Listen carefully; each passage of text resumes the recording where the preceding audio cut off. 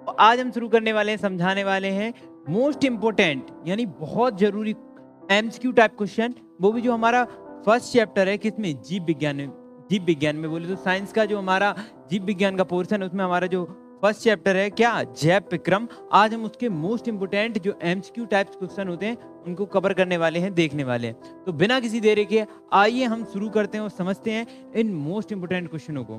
तो देखिए, सबसे पहले हमारा क्वेश्चन है, फेफड़ों से शुद्ध रक्त आता है। जो हमारे फेफड़े होते हैं उसमें शुद्ध रक्त जो हमारा हो जाता है, जिसमें ऑक्सीजन मिल जाती है यानी ऑक्सीजनेटेड हो जाते हैं, वो ब्लड हमारा किससे आता है? पहला है हमारा बाएं अलिंद में, ठीक है। सेकंड ऑप्शन हमारा क्या है, दाएं अलिंद में। अब थर्ड हमारा ऑप्शन क्या है, बाएं निलय में। और फोर्थ ऑप्शन है हमारा क्या है, दाएं निलय में। अगर आपको सही ऑप्शन मालूम है तो उसका टिक लगाइए और बताइए कि फर्स्ट ऑप्शन हमारा ए ऑप्शन हमारा सही है। एक बार चेक करते हैं, हमारा ए ऑप्शन सही है, क्या है, बाय अलिंद में, ठीक है। अब हमारा आता है दूसरा क्वेश्चन। दूसरा क्वेश्चन है, डैक्सन एवं जॉली संबंधित है। डैक्सन और जॉली किससे संबंधित है? सबसे पहले है सारोहण, परासरण, अपशोषण और है विसरण। तो इसका सही आंसर अगर आपको मालूम है तो आपको क्या करना है, कमेंट सेक्शन में बताना है। और इसका सही आंसर है हमारा ए यानी रसारोहण में से, ठीक है। अब हमारा आता है क्वेश्चन नंबर, इसका आंसर एक बार चेक करते हैं हम। आंसर हमारा सही है, रसारोहण से। अब हमारा आता है क्वेश्चन नंबर 3, खनिज लवणों का अवशोषण होता है। जो खनिज लवण होते हैं जो हमारे पौधों को चाहिए होते हैं, उनका अवशोषण पौधे किससे करते हैं? सबसे पहला ऑप्शन है हमारा जड़ों द्वारा, जड़ों के द्वारा करते हैं, तनों के द्वारा करते हैं, पत्तियों के द्वारा करते हैं, या इनमें से कोई नहीं। तो आपको मालूम है पेड़ जो उगता है हमारा उसके नीचे जड़ें होती हैं, और जब भी हमें कोई पोषण पदार्थ देते हैं जैसे यूरिया है, पौधों के लिए वो पोषण पदार्थ होते हैं, जैसे यूरिया जब हम डालते हैं तो उसका अवशोषण हमारे जड़ करती हैं और जड़ों से पत्तियों और पत्तियों तक, फूल तक, सभी में पूरे में प्रोवाइड होता है। तो इसका आंसर सही हो जाएगा जड़ों द्वारा, ठीक है। अब आते हैं हम क्वेश्चन नंबर, एक बार क्वेश्चन का आंसर को चेक करते हैं। तो जड़ों द्वारा हमारा सही है। अब आते हैं क्वेश्चन नंबर 4 पर, ठीक है। रंध्र का संबंध है, रंध्र का किससे संबंध है? पहला है परासरण से, बी है वृद्धि से, सी है हमारा गति से, और डी है हमारा बाष्पोत्सर्जन से। रंध्र जो हमारी पत्तियों के अंदर होते हैं उनसे हमारा क्या उड़ता है, क्या निकलता है? जल निकलता है। और जल किसकी प्रक्रिया से? बाष्पोत्सर्जन की प्रक्रिया से बाहर निकलता है। तो इसका सही आंसर हमारा क्या हो जाएगा, डी से, ठीक है। तो हमारा एक बार हम क्रॉस चेक करते हैं, तो डी आंसर हमारा सही है। अब आते हैं हम क्वेश्चन नंबर 5 पर। क्वेश्चन नंबर 5 में से क्या कह रहा है, पौधों में प्रकाश संश्लेषण द्वारा भोजन का निर्माण होता है। पौधों में जो प्रकाश संश्लेषण की प्रक्रिया होती है उसमें कहाँ इसकी प्रक्रिया होती है और उसका कहाँ, पौधों में कहाँ भोजन बनता है? तो इसका पहला ऑप्शन है हमारा पत्तियों में, जाइलम में, फ्लोएम में, जड़ों और तने के सिरों में। तो इसका सही आंसर आई होप आपको मालूम होगा, क्योंकि ये तो 7th क्लास में आपको बता दिया जाता है कि प्रकाश संश्लेषण की प्रक्रिया हमारी पत्तियों के अंदर होती है, जिससे हमारा जो पत्तियां हैं वो भोजन बना पाती हैं। किनकी प्रेजेंट में? एक तो प्रकाश की प्रेजेंट में यानी सनलाइट में, और कार्बन डाइऑक्साइड, जल और कुछ खनिज पदार्थ और क्लोरोफिल के साथ वो अपना खाना बनाती हैं और पूरे में बेचती हैं और अपने वृद्धि करती हैं और रिप्रोडक्शन करती हैं और हमें भी खाना प्रोवाइड करती हैं फलों के रूप में, ठीक है। तो हमारा 5 क्वेश्चन क्लियर है। अब 5 के बाद एक बार आंसर क्रॉस चेक करते हैं। हमारा 5 सही है, पत्तियों में। अब आता है हमारा, मनुष्य में फॉलिक अम्ल की कमी से उत्पन्न होने वाला रोग कौन सा है? जो मनुष्य में फॉलिक अम्ल की कमी से कौन सा रोग उत्पन्न होता है? तो फर्स्ट ऑप्शन है हमारा एलाग्रा, अनीमिया, वेरी टेमिटाइसिस। यानी जो हमारी जो 4 ऑप्शन है इनमें से हमारा कोई कौन सा ऑप्शन सही है वो आपको अगर मालूम है तो बताइए, किसमें, कमेंट सेक्शन में। तो इसका सही आंसर हमारा अनीमिया। जो हमारा फ्लोरिक अम्ल होता है उसकी कमी से हमारा अनीमिया रोग होता है। एक बार हम क्रॉस चेक भी कर लें, क्लियर कर लें कौन सा है। तो इसका आंसर सही हमारा अनीमिया है। अब आते हैं हम क्वेश्चन नंबर 7 में, अग्नाशीय रस किसके पाचन में सहायक होता है? जो अग्नाशीय रस होता है वो किसके पाचन में सहायक होता है? पहला ऑप्शन हमारा प्रोटीन, प्रोटीन एवं वसा, प्रोटीन एवं कार्बोहाइड्रेट। अब लास्ट है हमारा, इसमें है प्रोटीन, कार्बोहाइड्रेट एवं वसा। अगर इसका आपको सही आंसर मालूम है तो आपको क्या करना है, आपको मालूम पड़ चुका होगा, अभी तक क्लियर हो गया होगा। देखिए, तो इसका सही आंसर है प्रोटीन, कार्बोहाइड्रेट और वसा। यानी ये तीनों चीजों को पाचन करता है कौन? अग्नाशीय रस, ठीक है। तो अग्नाशीय रस यानी जो हमारा हाइड्रोक्लोरिक अम्ल, क्योंकि हमें और खाने को तोड़ देता है। हाँ, खाने से याद आया, अगर आपने मेरी पाचन तंत्र वाली वीडियो नहीं देखी है तो आप उसको पहले देख लिए, और उसमें मैंने कहानी की तरह आपको समझाया जो कि आपको सुनने में समझने में कोई दिक्कत ना हो। तो बिना किसी देरी के पहले वो वीडियो देख लेना, इसको देख लेना, तो आपकी दोनों चीज़ें क्लियर हो जाएंगी। तो आइए अपने टॉपिक पे वापस आते हैं, देखते हैं। तो खाने को तोड़ देता है, जो किस किस को तोड़ता है, प्रोटीन को तोड़ता है, कार्बोहाइड्रेट को तोड़ता है एवं वसा को तोड़ता है और इनको पाचन में सहयोग करता है। ठीक है, तो आंसर डी हमारा सही है। अब आते हैं हमारे क्वेश्चन नंबर 8 पर। क्वेश्चन नंबर 8 जो हमसे कह रहा है वो क्या कह रहा है, फुफ्फुस धमनियों से अशुद्ध रुधिर चलता जाता है, और अथवा में एक और क्वेश्चन पूछा जा सकता है, दाएं निलय से अशुद्ध रुधिर जाता है, कहाँ जाता है? पहला हृदय में, फेफड़ों में, शरीर के अग्र एवं पश्च महाधमनियों में, और फिर हमारा लास्ट है दाएं अलिंद में। तो इसका सही आंसर हमारा क्या है वो आपको बताना है। हो जाएगा हमारा इसका आंसर सही फेफड़ों में। तो जो हमारा अशुद्ध रुधिर है वो आता है फेफड़ों में, और फेफड़े उसको ऑक्सीजनेटेड यानी उसमें ऑक्सीजन मिला देते हैं। रक्त में जो हमारी ऑक्सीजन मिल जाएगी फिर वो हमारे हृदय के माध्यम से पूरे शरीर में घूम जाएगी और हमारे शरीर के विभिन्न अंगों को ऑक्सीजन मिल जाएगी।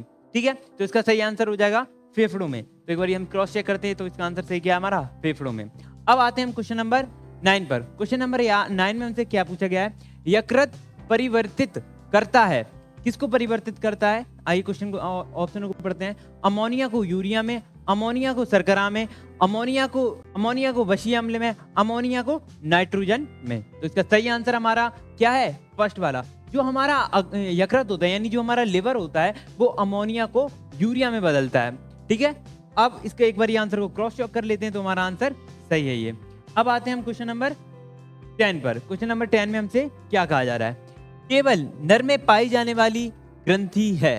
ठीक है, नर में कौन सी ग्रंथि है जो सिर्फ नरों में ही पाई जाती है, मादा में नहीं पाई जाती है? अथवा इसका एक और पूछा जा सकता है, नर जनन अंगों से संबंधित ग्रंथि है, कौन सी नर जनन अंग से संबंधित ग्रंथि है? ठीक है, तो हमारा फर्स्ट ऑप्शन है ए प्रोस्टेट, बी काउपर, सी पेरिनीलियल और डी हमारा जठर। तो इसका सही आंसर हमारा ए हो जाएगा। प्रोस्टेट ग्लैंड जो होती है जिन्हें हम टेस्टिस कहते हैं वो सिर्फ हमारे पुरुषों में पाई जाती है, यानी हम लोगों में पाई जाती है, महिलाओं में नहीं पाई जाती है। ठीक है, तो हम इसको क्या बोलते हैं? Prostate gland. ठीक है, अब हमारा आंसर भी हमने चेक कर लिया, आंसर हमारा सही है। ठीक है, अब आते हैं हम क्वेश्चन नंबर 11 पर। क्वेश्चन नंबर 11 हमसे क्या कह रहा है, मनुष्य में दुग्ध ग्रंथि रूपांतरित रचना है। पहला ऑप्शन हमारा है श्वेत ग्रंथि की, तेल ग्रंथि की, लार ग्रंथि की और जठर ग्रंथि की। तो इसका आंसर आपको रिलेटेड करके ही मालूम पड़ गया होगा, आंसर ए श्वेत ग्रंथि की। ठीक है, अब आते हैं हम इसका आंसर चेक करते हैं फिर आगे बढ़ते हैं। तो आंसर हमारा सही है। अब आते हैं हमारा क्वेश्चन नंबर 12 पर। हीमोग्लोबिन महत्वपूर्ण भूमिका निभाता है। जो हीमोग्लोबिन होता है जो हमारे खून को लाल दिखाता है वो किसका महत्वपूर्ण भूमिका निभाता है? देखिए, उत्सर्जन में, श्वसन में, पाचन में, वृद्धि में। तो इसका सही आंसर हमारा क्या हो जाएगा? श्वसन में, यानी जो हम सांस लेते हैं उसमें हमारा महत्वपूर्ण भूमिका निभाता है कौन? हीमोग्लोबिन। अब आते हैं क्वेश्चन नंबर, एक बार आंसर चेक कर लें उसके बाद। तो श्वसन हमारा सही है। अब आते हैं क्वेश्चन नंबर 13 पर। 13 में हमारा क्या पूछा गया है, देखिए, आहार नाल की सी के आकार की संरचना है। आहार नाल में जो सी के आकार की संरचना है वो किसकी है?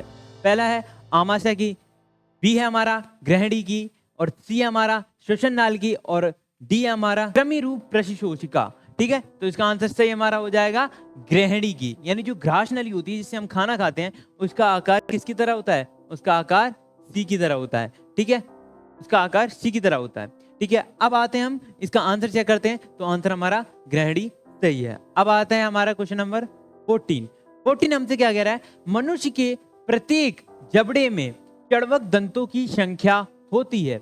कितनी चबाने वाले दांतों की संख्या होती है? तो पहली हमारी 2 होती है, दूसरी हमारी 4 होती है, सी हमारी होती है 6 और 8, मतलब डी हमारी होती है 8। तो इसका सही आंसर हमारा 4, यानी हमारे मुंह के अंदर चबाने वाली दांतों की संख्या कितनी है? 4 होती है। ठीक है, ये क्वेश्चन आपके बोर्ड के एग्जाम में मिल सकते हैं, प्री बोर्ड में मिल सकते हैं, तो इनको आप ढंग से तैयार कर लेना।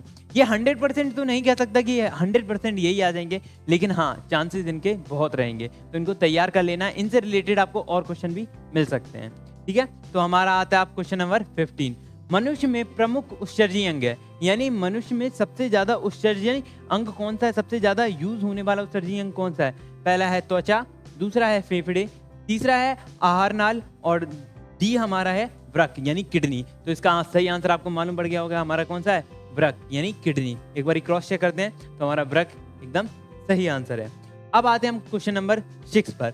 जो क्वेश्चन नंबर 16 है हमारा, आहार नाल के पेशीय शकुंचन को कहते हैं क्रमाकुंचन, पाचन, परिसंचरण और है अपशोषण। तो इसका शब्द से ही मिलता हुआ आपको दिखाई दे रहा होगा क्रमाकुंचन। तो क्रमाकुंचन से हमारे जो आहार नाल में पेट होता है ना, पेट हरकत करता है, थोड़ा फूलता है, पिचकता है, जिसके कारण हमारा खाना और आसानी से टूट जाता है। इस प्रक्रिया को हम क्रमाकुंचन कहते हैं, यानी चिपकता है, फूलता है, ऐसे हिलता है, जिससे हमारा खाना और टूट जाता है और उसमें HCl पूरी रूप से डिसॉल्व हो जाता है, जिसमें खाना हमारा अच्छे से पच सकता है। इसलिए हमारा क्रमाकुंचन प्रक्रिया होती है। ठीक है, अगर हम खाना ज्यादा खा लेते हैं तो ये क्रमाकुंचन प्रक्रिया ढंग से नहीं हो पाती है। इसीलिए कहते हैं थोड़ा पेट पूरा भर के खाना नहीं खाना चाहिए, थोड़ा कम खाना खाना चाहिए। तो आज से आप कम खाना खाइए, इतना भी नहीं खाए, इतना भी कम मत कर दीजिए कि आप बीमार पड़ जाइए, लेकिन हाँ थोड़ा कम खाना खाना चाहिए। ठीक है, जिससे कि क्रमाकुंचन प्रक्रिया आपकी होती रहे।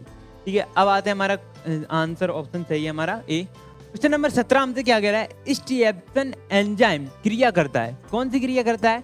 प्रोटीन पर, स्टार्च पर, वसा पर, लवड़ों पर। इसका सही आंसर हमारा हो जाएगा वसा यानी फैट पर। फैट पर ये हमारा अम्ल काम कर, फैट पर ये हमारा एंजाइम काम करता है। ठीक है, तो इसका सही आंसर हमारा हो जाएगा वसा पर। ठीक है, अब आते हैं क्वेश्चन नंबर 18 पर। अब क्वेश्चन नंबर 18 हमसे क्या कह रहा है, यानी 18 हमसे क्या कह रहा है?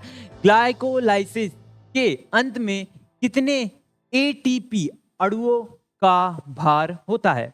तो इसका ऑप्शन हम पहले पढ़ते हैं। 2 अणुओं का भार होता है, 0 अणुओं का भार होता है और 4 अणुओं का भार होता है, 8 अणुओं का भार होता है। तो इसका सही आंसर आपको क्या है, आपको मालूम है? अगर मालूम है तो आपको क्या करना है, कुछ क्वेश्चनों के आंसर तो दे दो भाई कमेंट सेक्शन में। कमेंट सेक्शन सुना सुना ना लगे। ठीक है, तो इसका सही आंसर हो जाएगा हमारा 2। अब एक बार हम क्रॉस चेक करते हैं, हमारा सही आंसर क्या है? 2। ठीक है, अब आते हैं हम क्वेश्चन नंबर 19 पर। क्वेश्चन नंबर 19 हमसे क्या कह रहा है? शुद्ध रुधिर को शरीर के विभिन्न अंगों में ले जाता है, कौन ले जाता है? शिराएं ले जाती है, महाशिरा ले जाती है, निलय ले जाता है या महाधमनी ले जाती है? तो इसका सही आंसर आपको थोड़ा अनुमानित तो लग गया होगा कि ये नहीं है। क्यों? निलय तो पूरे में घूमेगा नहीं हमारे शरीर के। तो इसका सही आंसर हमारा क्या हो जाएगा? महाधमनी। एक बार क्रॉस चेक कर लेते हैं, हमारा कौन सा सही आंसर है? महाधमनी यानी डी ऑप्शन हमारा सही है। अब आते हैं क्वेश्चन नंबर 20 पर यानी 20 पर।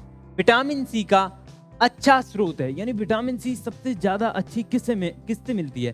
तो सबसे हमारा पहला है ए नींबू से, बी केला से, सी सेब से और डी अंगूर से। मेरे हिसाब से आपको मालूम होगा क्या है? नींबू। यानी नींबू में विटामिन सी अच्छी खासी मात्रा में होता है, यानी जो खट्टे पदार्थ होते हैं उसमें विटामिन सी होता है।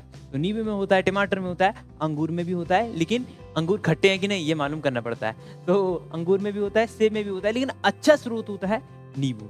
ठीक है, तो इसका सही आंसर क्या हो जाएगा हमारा? नींबू। अब आते हैं क्वेश्चन नंबर, अब आंसर चेक कर लें, आंसर तो हमारा सही है नींबू। अब आते हैं क्वेश्चन नंबर 21 पे। 21 में कह रहा है पौधों में जल का परिवहन होता है, किसके द्वारा होता है?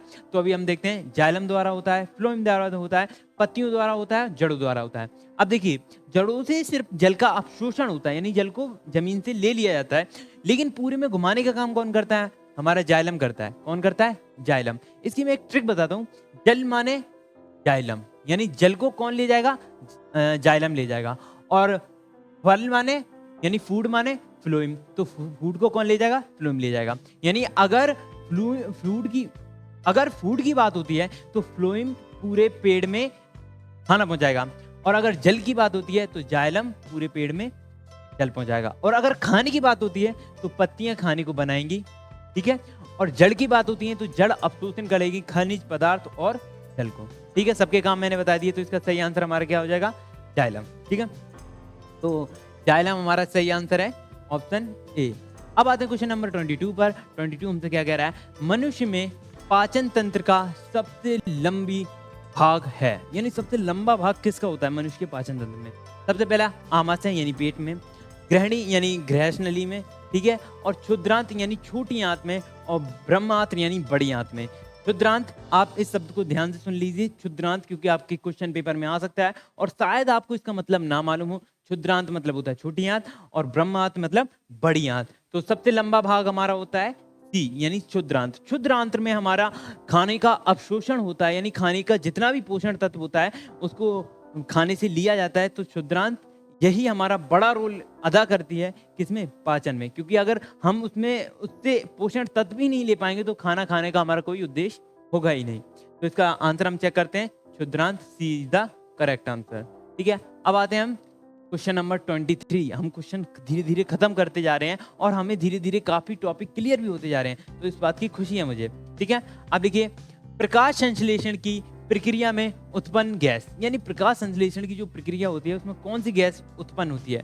पहली है ऑक्सीजन, दूसरी है कार्बन डाइऑक्साइड, तीसरी है नाइट्रोजन और चौथी है हाइड्रोजन।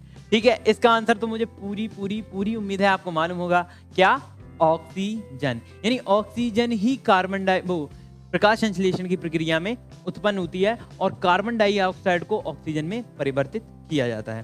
ठीक है, अब आते हैं हम क्वेश्चन नंबर, पहले आंसर चेक करेंगे, आंसर हमारा सही है। अब आते हैं क्वेश्चन नंबर 24 पर। एक और क्वेश्चन है हमारा, क्वेश्चन खत्म हो जाएंगे।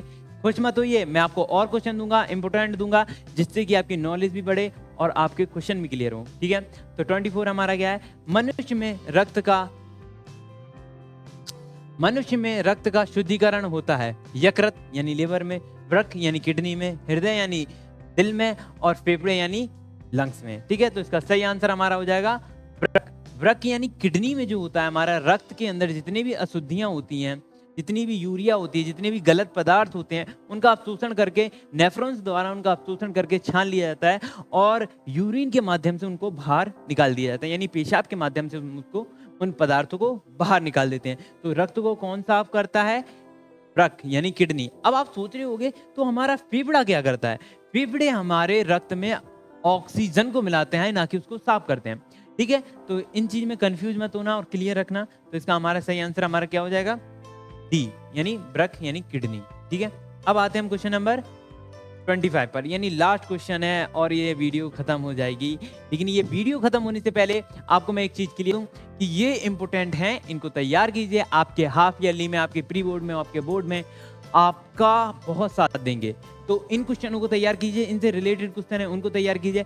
अब इसके बाद मैं आपको लाऊंगा very short answer type question इसी चैप्टर के, तो उनको देखना ना भूलें। ठीक है, तो अभी पहले इनको खत्म करते हैं, उसके बाद very short answer type question आपको मिलेंगे, जिनको मैं ढंग से एक्सप्लेन करके आपको समझाऊंगा। तो सबसे पहले हमारा है 25 वाला क्वेश्चन, लास्ट हमारा यही क्वेश्चन है। ठीक है, तो मैं हमारा क्वेश्चन को हम पढ़ते हैं। पौधों में जल का